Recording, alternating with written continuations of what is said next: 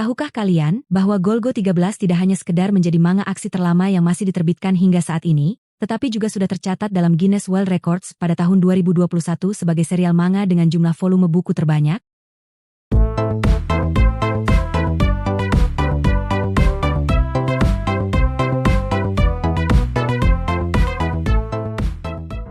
Bayangkan sebuah manga yang telah menghibur pembacanya selama lebih dari setengah abad. Manga ini tidak hanya menjadi salah satu yang terlaris sepanjang sejarah, tetapi juga melampaui batas-batas konvensional dan meninggalkan jejak tak terlupakan dalam budaya populer. Inilah kisah Golgo 13, manga aksi yang telah mencatatkan rekor dunia dan menjadi ikon budaya populer. Diciptakan oleh Takao Saito pada tahun 1968, Golgo 13 menceritakan petualangan Duke Togo, seorang pembunuh bayaran profesional yang terkenal dengan kode nama Golgo 13. Serial ini diterbitkan di majalah seinen, yaitu Big Comic, dan dengan cepat menarik perhatian pembaca berkat penuturan cerita, serta tema dewasa yang cukup revolusioner pada masanya.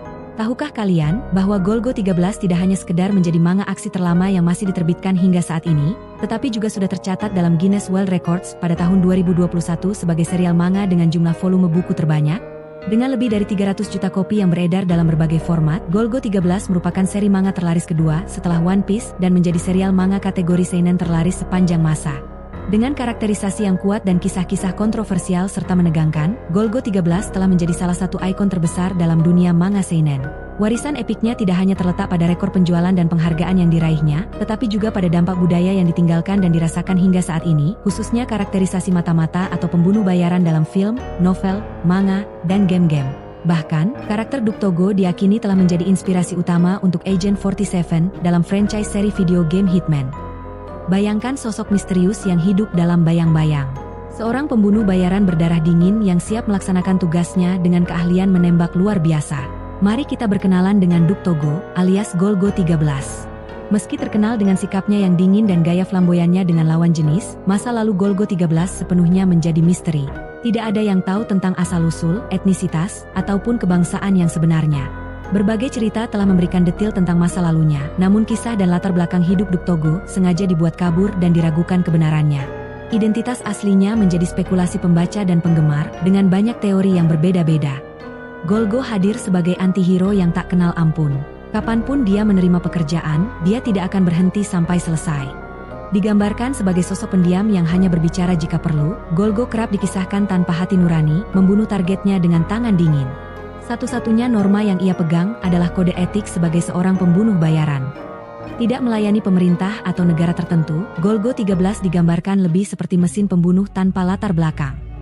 Seorang pembunuh bayaran misterius tanpa diketahui kisah asal atau motif-motif masa lalu, seperti penebusan dosa atau balas dendam. Perbedaan versi manga dan anime Golgo 13 terlihat dalam karakterisasi Duke Togo. Dalam manga, ia digambarkan lebih ekspresif, baik tersenyum, tertawa, maupun takut atau khawatir.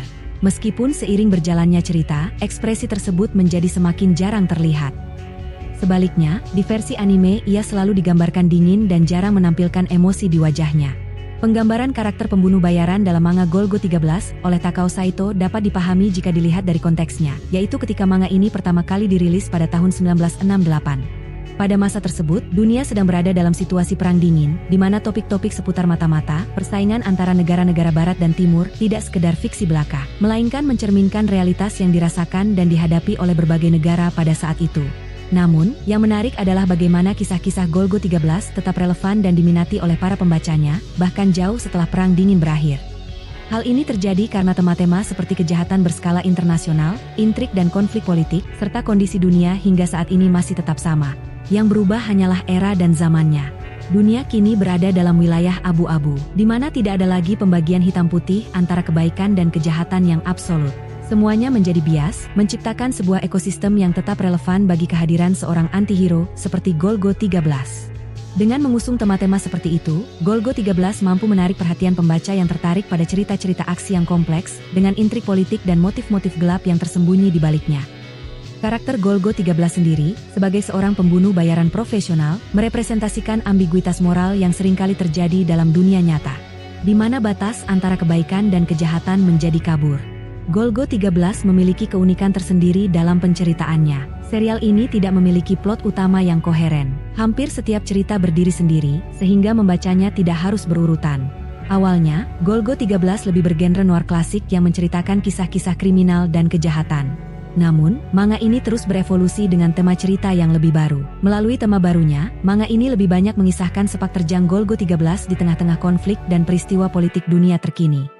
Golgo secara rahasia terlibat di balik layar dalam banyak peristiwa besar skala internasional yang benar-benar terjadi. Misalnya, tragedi meninggalnya Putri Diana tahun 1997, penghitungan suara ulang pemilu Amerika Serikat tahun 2000, konflik Israel-Palestina, serta kasus hilangnya Jimmy Hoffa yang kisahnya diangkat kembali dalam film karya Martin Scorsese pada tahun 2019, yaitu The Irishman. Pemilihan cerita yang dekat dengan peristiwa nyata memang banyak menimbulkan kontroversi. Dari lebih dari 500 cerita, ada beberapa kisah sensitif yang sangat kontroversial, sehingga tidak ada penerbit yang mencetak dan mempublikasikan kembali chapter tersebut. Seperti cerita dari tahun 1986 yang berlatar di Iran, konflik PLO dan Israel, serta cerita yang mengambil tema seputar epidemi AIDS di tahun 80-90-an. Selain manga yang fenomenal, Golgo 13 juga telah diadaptasi ke dalam sejumlah anime televisi, film layar lebar, dan live action. Perjalanan adaptasinya dimulai pada 1971 dengan serial televisi perdana yang sempat menjadi kontroversial karena rekamannya sempat dinyatakan hilang selama bertahun-tahun. Namun pada November 2023, dilaporkan rekaman asli serial anime ini telah ditemukan kembali dan akan disiarkan di televisi untuk pertama kalinya sejak lebih dari 50 tahun yang lalu. Pada tahun 1983, film layar lebar animasi Golgo 13 The Professional dirilis dan menjadi tonggak penting karena merupakan film anime pertama yang memasukkan elemen 3D dalam film animasi. Selanjutnya, pada tahun 1998 film animasi panjang Golgo 13 Queen Bee dirilis. Berlatar pada siklus pemilihan Presiden Amerika Serikat tahun 2000, film ini mengisahkan Golgo 13 yang disewa oleh manajer kampanye Partai Demokrat untuk menghentikan seorang bandar narkoba wanita yang ingin membunuh calon presiden dari partai tersebut. Pada tahun 2008, sebuah serial televisi anime Golgo 13 diproduksi oleh The Answer Studio dan tayang di TV Tokyo, serta stasiun lainnya dari April 2008 hingga Maret 2009 dengan total 50 episode. Selain dalam format anime, serial Golgo 13 juga diadaptasi ke layar lebar dalam format film live action. Film aksi produksi kerjasama Jepang dan Iran tahun 1973 ini disutradarai oleh Junya Sato dan dibintangi Kenta Kakura sebagai Golgo. Meski cukup sukses di box office Jepang, film ini mendapat respons kurang memuaskan dari Takao Saito yang kecewa karena hasilnya jauh berbeda dari visi originalnya. Namun, film thriller aksi Golgo selanjutnya, yaitu Golgo 13 Assignment Kowloon, yang dirilis pada tahun 1977 dan dibintangi Sonny Chiba, justru menjadi representasi yang cukup mewakili sumber aslinya. Film ini menjadi salah satu film aksi terbaik pada tahun itu. Jejak Golgo 13 tidak hanya tertinggal di dunia manga, anime, dan film, tetapi juga telah merembet ke ranah video game. Judul ini pertama kali dirilis untuk Sega SG-1000 pada tahun 1984, berjudul Golgo 13. Selanjutnya, Golgo 13 Oinosu untuk MSX pada tahun 1985. Berbagai adaptasi video game Golgo 13 juga hadir untuk konsol Nintendo Famicom, seperti Golgo 13 Top Secret Episode pada tahun 1988.